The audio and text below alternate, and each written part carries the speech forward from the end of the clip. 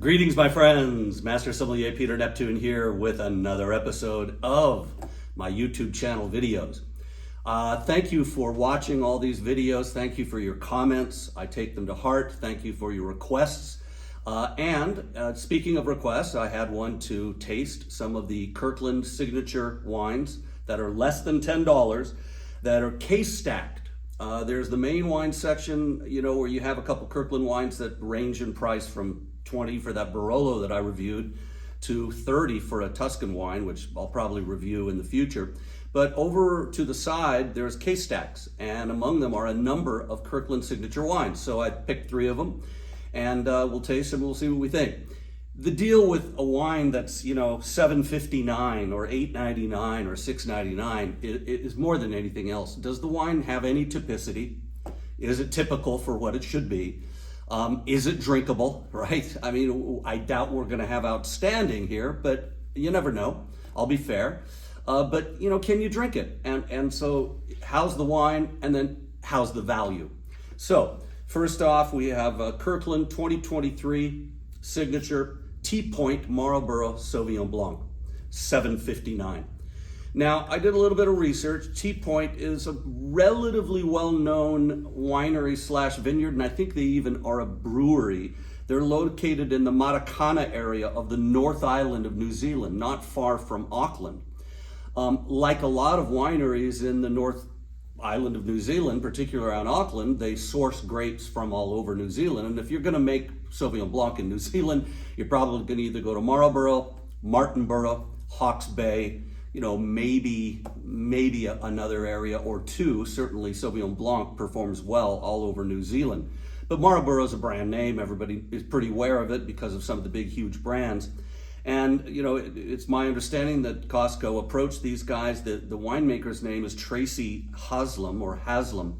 And evidently she studied in Bordeaux and a number of other areas in France, made wine, and then moved back to her home country, and with her mother and her grandmother began working with some family vineyards and creating this vineyard and winery called T-Point, T-I-P-O-I-N-T. So we've got good pedigree. We certainly, T-Point makes a Sauvignon Blanc, which sells for anywhere from $12.99 to $18.99. So at $7.59, if we got a good value here, we might be in the running, right? We might be stoked. So let's take a look at the wine. Very pale lemon green, typical for New Zealand Sauvignon Blanc. And a very pronounced nose. Again, what I'm expecting. It's youthful. It's got pronounced grapefruit, freshly cut grass, lemongrass, a hint of basil or Thai basil over the top. There's a hint of bell pepper, a hint of asparagus. Everything that I'm expecting from a Marlborough Sauvignon Blanc. Really, really, really citrusy, grapefruit, lemon, and just a hint of maybe stony minerality kind of underneath. Herbaceous, bouquet garni, right? But it's showing what we would expect on the palate.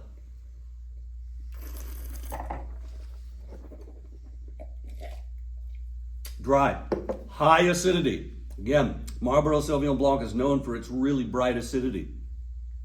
Alcohol's medium, body is medium. Intensity is pronounced. Again, the acidity drives all these flavors, and the finish is medium plus.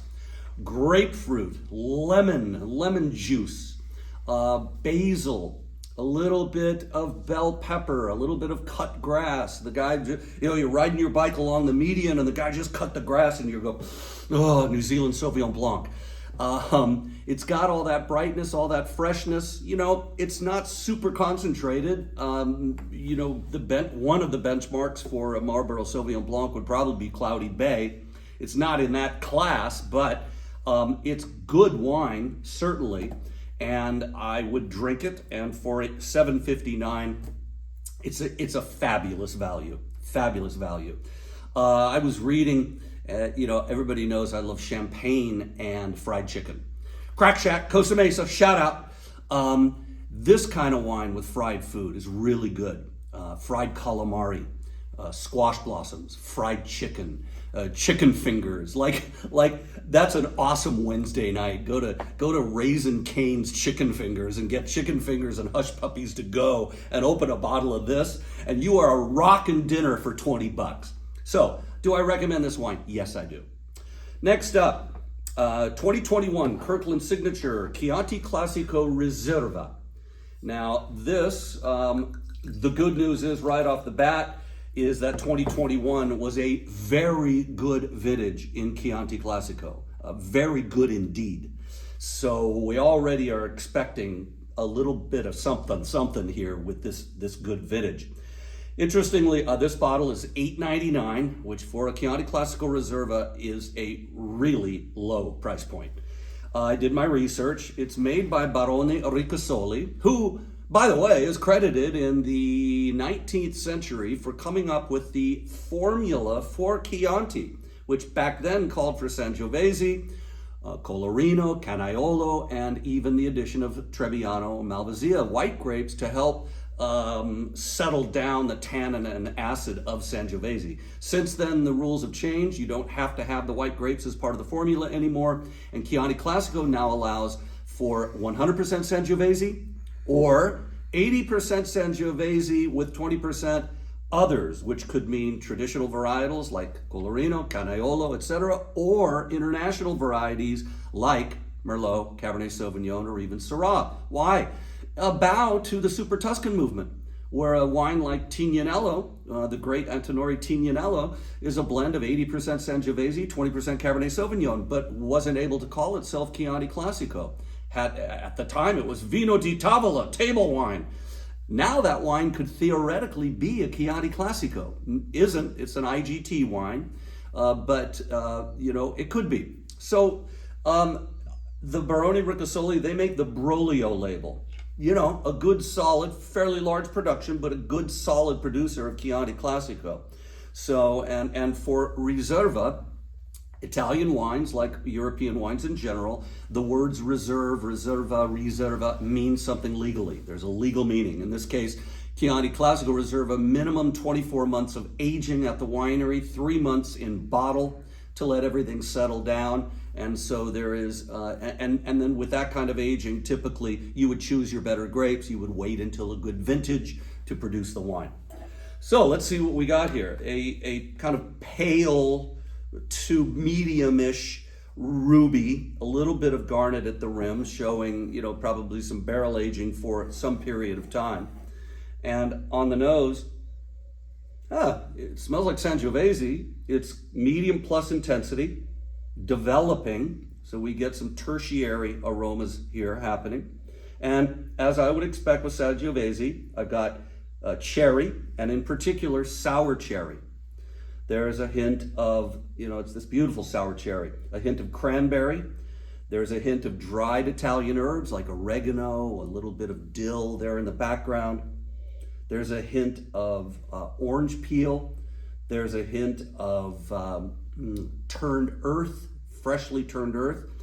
And for me, one of my markers for Sangiovese that I get in almost all Sangiovese-based wines is the sense of tea, black tea. And more specifically, like orange pico and pico tea, like constant comment.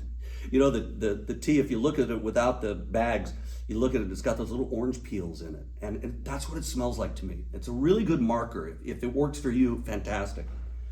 I get a sense of large barrels, spun clay, sawdust on the floor. Let's check out the palate.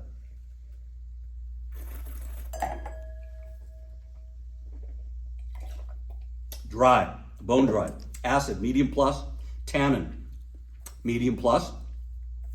Alcohol seems just at the high end of medium, probably 13.5, maybe even 14 here. I don't see it easily. Body, medium plus, intensity, medium plus, finish, medium plus. This is a solid bottle of Sangiovese. It's good. I think it's typical. I think it's got a nice freshness to it, a smoothness to it. This would be really great with, a flank steak, marinated flank steak, cross-cut against the grain with a little bit of olive oil and good balsamic vinegar on a bed of arugula. This would be great with Italian sausages. Look, for $8.99, this is a Monday through Thursday night bottle of wine with some Italian sausages on the grill and some pasta puttanesca. Easy to make. Check out a recipe. It's a fabulous pasta on the side of some grilled Italian hot sausages. Do I recommend the wine? Yeah, it's good. It's pleasant. It's got typicity, and you can't beat the price for $8.99. You know, I've talked about I divide wine into Monday through Thursday night wine. You know, which, man, this would make the grade. And then we got Friday, Saturday night wine, where you pull out the good stuff. And then Sunday is like a pivot day. Depends how your weekend's going. Sunday could continue the Friday, Saturday, if you know what I'm saying. So this is a really good Monday through Thursday night wine. Very nice. Good job. Next up, and that's $8.99. Again, case stacked over there at Costco. Next up, 2022 Kirkland Signature Malbec, $6.99. So if we can get a decent drinkable bottle of Malbec for $6.99, we're in the money. I can go buy a giant 15-quart thing of Heinz baked beans. That's what I love about Costco. You never get out of there for less than $300, you know? Like, you just buy giant everything and it lasts for like the next 10 years, and then you forgot that you bought it, and then you go buy more, and suddenly your garage is full of, 80 rolls of paper towels. This is a deep ruby. I can't see my finger through it. I can't read through it, so I'll call it a deep ruby. Excuse me, on the nose. Very fresh, very vibrant, a lot of black fruit, black cherry, blackberry, a little bit of black currant. There's a hint of black pepper, a hint of a little bit of maybe grilled meat in the background. There's violet florals. There's a little bit of chocolate. This is made at Trapiche, the Broquel winery. Trapiche is a pretty large, they might be the biggest producer in Mendoza, Argentina. And one of their labels is Broquel. Good wine. The winemaker's name is Sergio Case, and they actually put his name on the back of the bottle. They're not trying to hide anything here. These the wines are easily found. The impression is very floral, very, very fresh black fruit on the palate.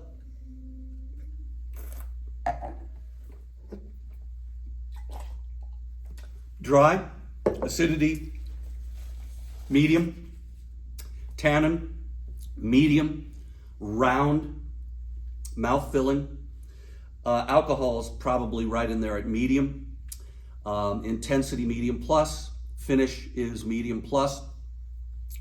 This wine is the least exciting for me of the three. Not that I'm fairly excited. It's good. It just seems a little flat on the palate. A lot of people would like it. It's not assertive. It's not offensive. It's just, for me, it's just kind of. It's $6.99. So I mean, I think in a situation, I would drink it, but it just seems a little flat to me. It's just kind of it's not as vibrant as I would like it to be, and the best Mendoza Malbecs have this vibrancy to them. The Catena wines, the Zuccardi wines, they've got this vibrant character.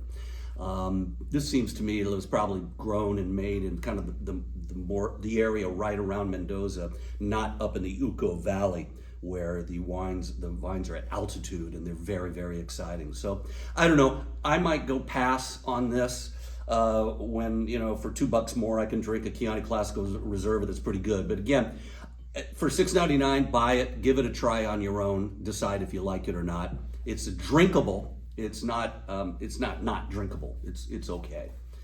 Well, I hope you enjoyed that episode. It's always fun to look at these wines. You never know what to expect, and we've got two solid recommendations here. As always, if you like what I'm doing, please subscribe, tell your friends, tell your family. Check out my website, www.neptunewine.com. If you're in Southern California, come study at my school, Neptune School of Wine. And I always appreciate your watching. We'll see you next time.